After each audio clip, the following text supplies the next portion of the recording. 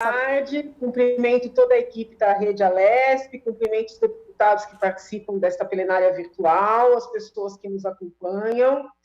Bom, ontem muitas pessoas entraram em contato comigo, eu cheguei a falar sobre isso na própria plenária, mas foi o dia todo, até bem tarde da noite, por força da notícia que o prefeito deu, de que mudaria, né, instituiria um rodízio muito diverso daquele com o qual estamos acostumados, placas pares rodando em dias pares, placas ímpares rodando em dias ímpares, e eu recebi muitos telefonemas, muitos e-mails, muitos WhatsApps, pedindo para que, de alguma maneira, interviesse na situação, muitos policiais federais preocupados com as operações, com os plantões, porque chegariam numa noite com seu carro particular e não poderiam sair no dia seguinte, uma vez que o novo rodízio vale por 24 horas e não só no período do dia, né, como nós estamos acostumados.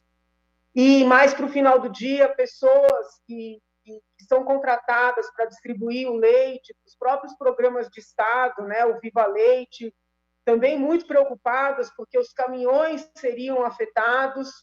E eu, né, como de costume, incomodei o presidente da Assembleia o dia todo, propondo que a Assembleia fizesse algo como instituição, entrei em contato com outras autoridades também. Acredito que muitas pessoas tenham se manifestado, e hoje o prefeito recuou em parte da decisão de ontem. Tá? Por que recuou em parte? Porque ele publicou o decreto realmente instituindo esse rodízio, né, essa nova versão do rodízio para a cidade de São Paulo.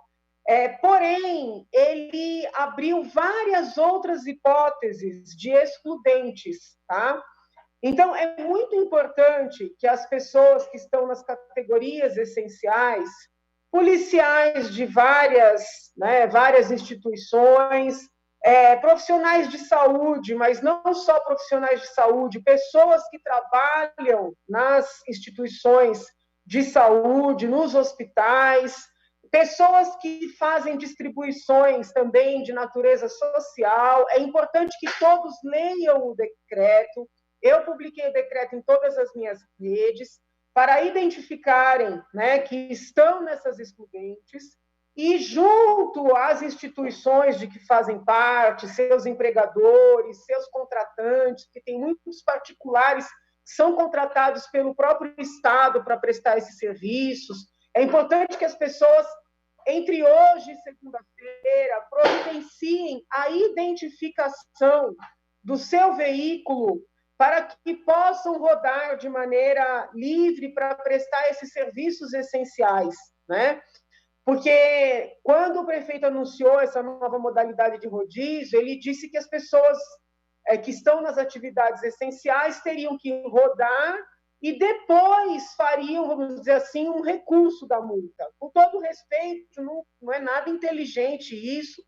Haveria aí uma multiplicação dos recursos. Não é justo que aqueles que estão se expondo a risco ainda tenham o trabalho de recorrer, não é? E a agonia de esperar uma decisão, quando sabemos que muitas vezes as decisões são contrárias àqueles que recorrem.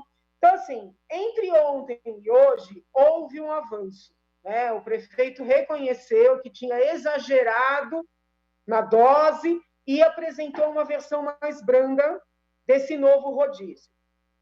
Dará certo, não dará certo, né? Não sabemos. Ele acatou as críticas, mas manteve a decisão. Tá?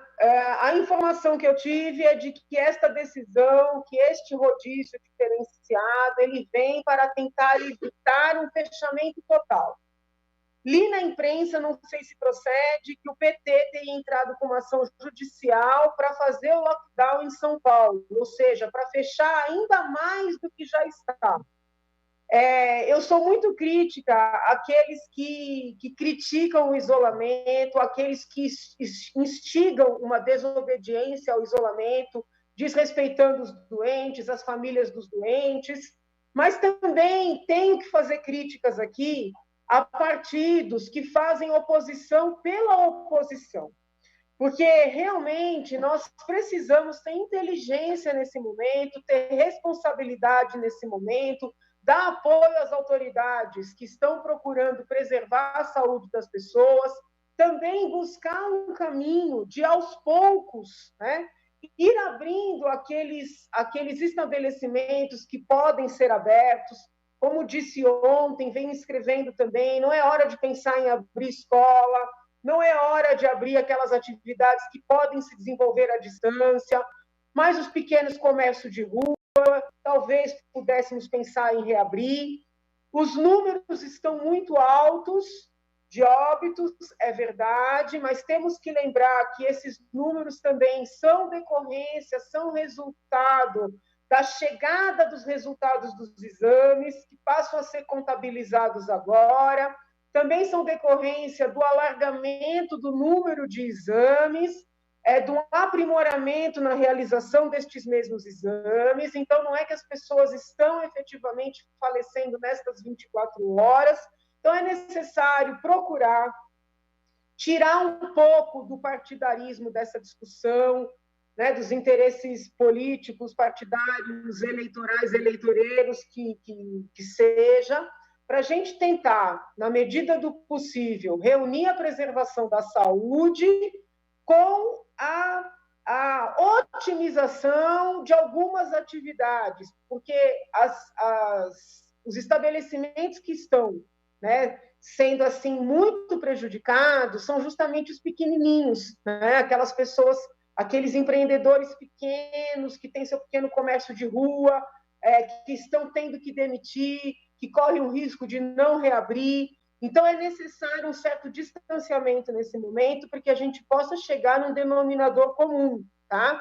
Eu volto a insistir que aquelas pessoas que podem ficar em casa, que podem trabalhar à distância, que podem dispensar seus funcionários, pagando estes mesmos funcionários, ou entrando em acordo conforme a legislação vigente, que essas pessoas assim procedam, para que nós tenhamos tranquilidade para retomar o que pode ser retomado, tá?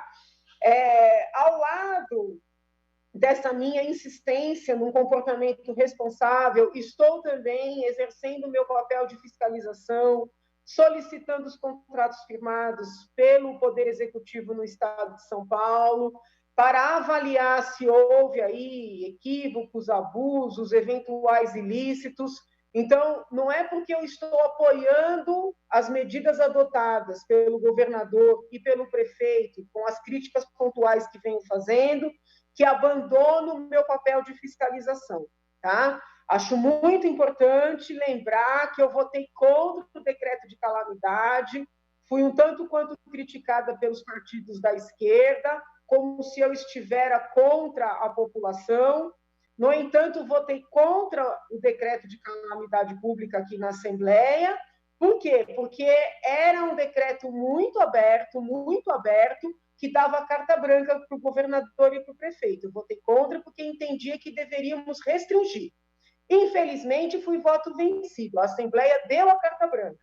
E agora muitos contratos estão sendo firmados de forma, vamos dizer assim, que não nos parecem completamente transparente. Estou solicitando formalmente esses contratos, vou analisá-los, se necessário tomarei as medidas cabíveis, já entramos em contato com a Secretaria de Saúde, com o Ministério Público, mas esse é o papel da fiscalização no uso dos recursos públicos. Sob o ponto de vista do apoio, o governador tem meu apoio, o prefeito tem meu apoio, a meu ver, estão se conduzindo de maneira responsável e me parece um oportunismo político quando um partido de oposição entra com ação para fechar tudo, né?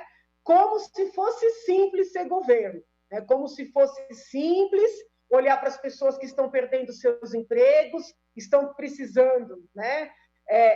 Cancelar as suas empresas e dizer, olha, problema seu. Então, a gente tem que ter responsabilidade nesse momento e compreender que o problema é muito complexo e, como problema complexo, precisa ser enfrentado. Muito obrigada, fiquem em casa, saúde para todos que nos acompanham.